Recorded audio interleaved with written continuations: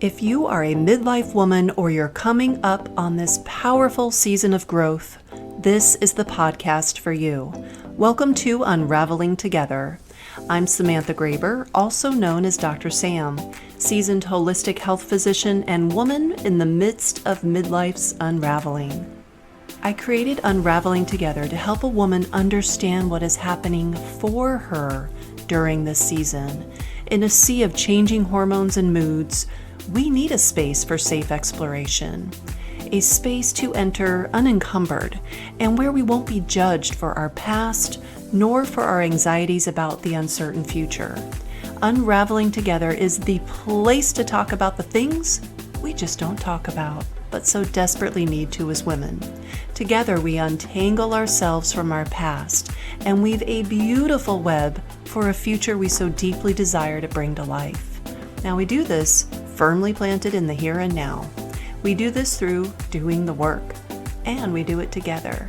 You are never alone as you navigate the midlife waters. I'm here right alongside you, and I bring friends.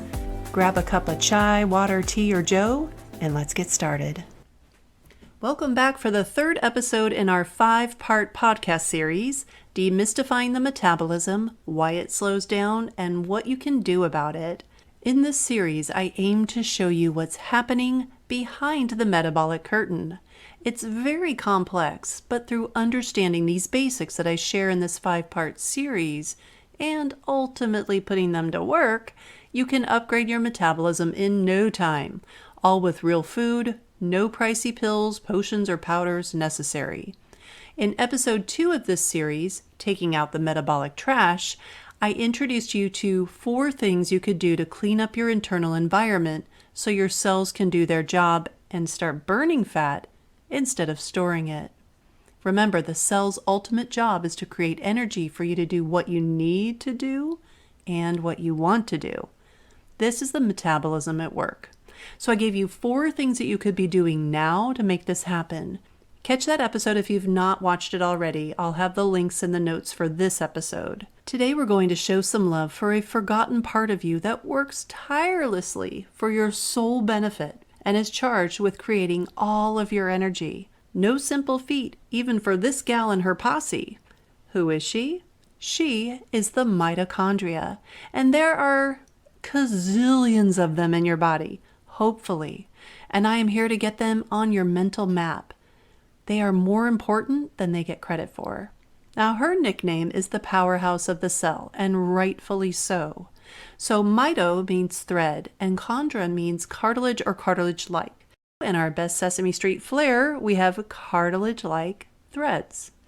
The mitochondria are donned the powerhouses of the cells because they assist with protein synthesis and lipid metabolism. In other words, making proteins, which ultimately make up you, your structure, and lipid metabolism, which is the breaking down of fatty acids into usable stuff to rev your engines. 2 incredibly important pieces of the metabolic puzzle. Let's get these babies fired up! But how? Is there a special kind of mitochondria chow? Do they have a hankering for one thing over another? Well, that's what I'm going to share with you now. So let's get to it. Remember back to 8th grade science when you learned about the cell. The typical cell is round, has that membrane as discussed in the last episode. It has a nucleus where all the DNA lives, and it has tons of moving parts inside. Remember the term organelles, right? Flashback. You probably had to color code the cell and identify the parts. Now, I am obsessed with this stuff, and I'm still studying it. But if you're like most of the people I know, the cell hasn't been a topic you visited since maybe 8th grade, possibly 10th. Am I right? That said, I will not go into the whole thing. I'm going to tease out one tiny part and all of its buddies, the mitochondria, also known as the powerhouse.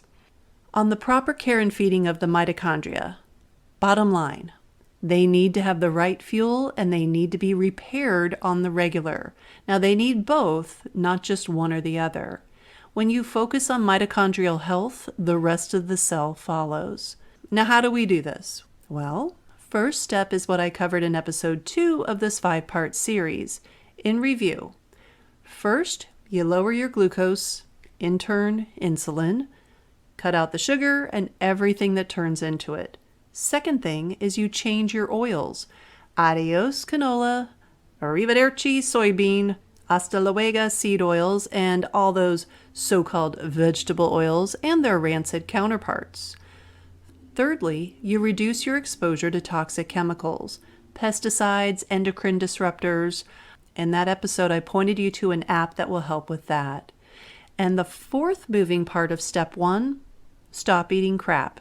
Remember, crap, C, chemicals your grandparents never used, R, refined oils and grains, A, artificial stuff like sweeteners, colors, flavors, etc., and stop eating anything, P, processed. Back to Sesame Street we go. Crap, crap, crap, crap. Sorry, this is just fun for me. Oh man, I grew up with Sesame Street. Remember that? Oh, good times, good times. So now step 2 is all about showing love for the mitochondria. And to do that, we must train the body to get into ketosis, nutritional ketosis specifically. Nutritional ketosis happens when we eat in a particular way that makes the body burn fatty acids for fuel instead of glucose from carbs. Remember, when the toxic waste dump is being cleaned up, the body can finally burn fat for fuel. Ideally, you've started doing that as a result of learning those 4 simple things in the last episode. Nutritional ketosis helps resensitize the body to insulin. This is a biggie. And you don't get this added benefit from just drinking them if you're still eating the junk that raises your insulin and keeps it high in the first place. But the ketone slingers won't tell you that detail. A ketone slinger is someone who is selling ketone drinks, supplements, powders, pills, potions, all that stuff. The vast majority of American adults are insulin resistant in some way, shape, or form. This is where the metabolism starts to get hijacked. Nutritional ketosis particulars will vary from person to person. Some keto advisors and bloggers will tout certain percentages of carbs, proteins, and fats. But blanket recommendations don't work for the body. You can give rough estimates, but there is no one-size-fits-all.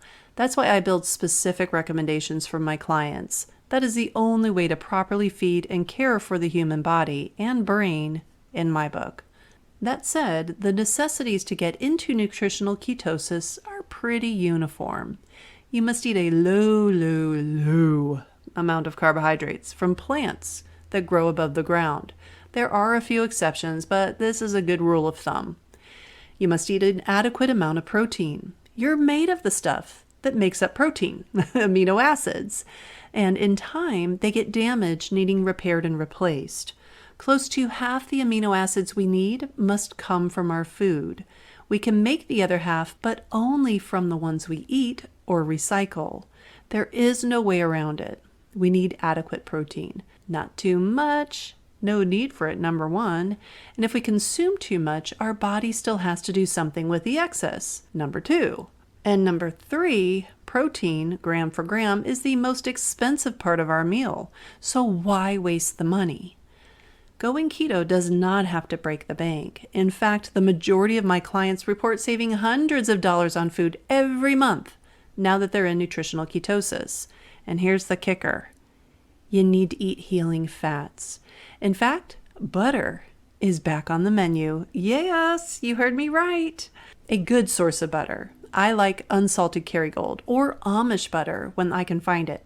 The taste is off the charts delectable, and they pay attention to keeping the dairy industry junk out of it. Things like RBGH, which is recombinant bovine growth hormone, antibiotics, extrinsic hormones, etc.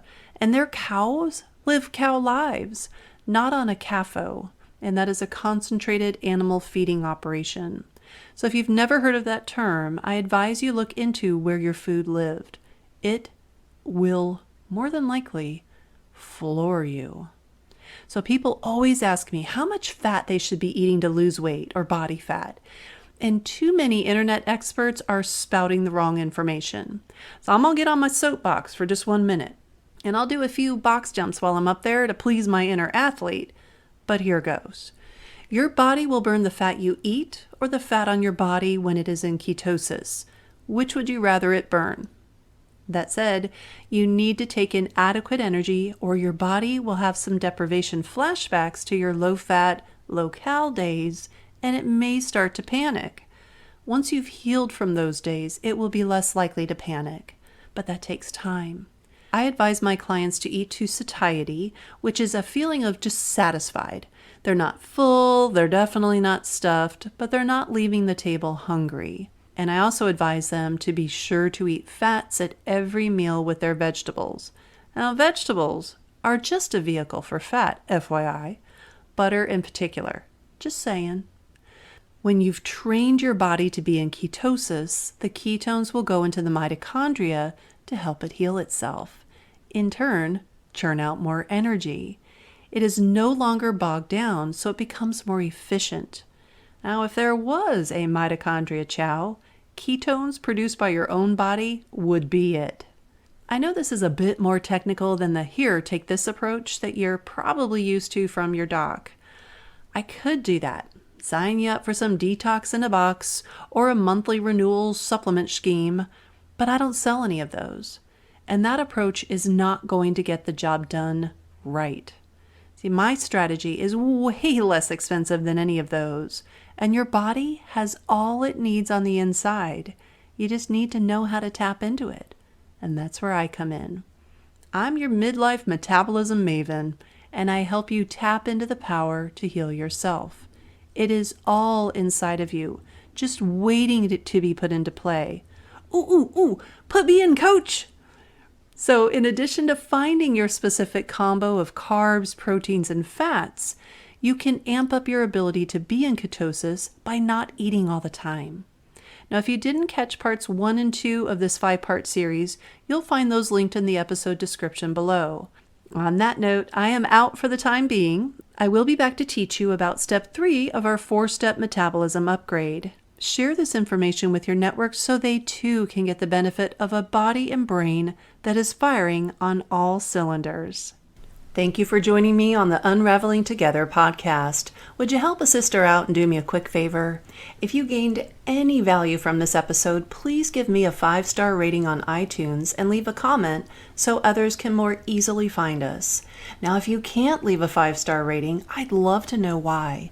This podcast is a work in progress, as am I. Please send your feedback to hello@unravelingtogether.com so I can improve the listener experience. And if you want to dive deeper into exploring your midlife experience, consider joining the Unraveling Together community of rebellious midlife women. It is there that we roll up our sleeves and do the work.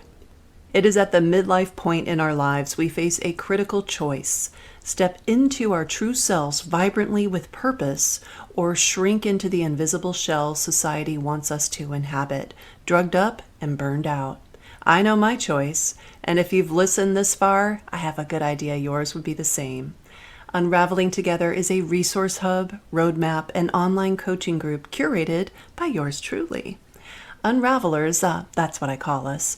We are thinkers, we are doers, we are collaborators. We are navigating this time called midlife together, for we truly believe we are stronger together. And when unravelers are in need of an assist, they have all of us there alongside them.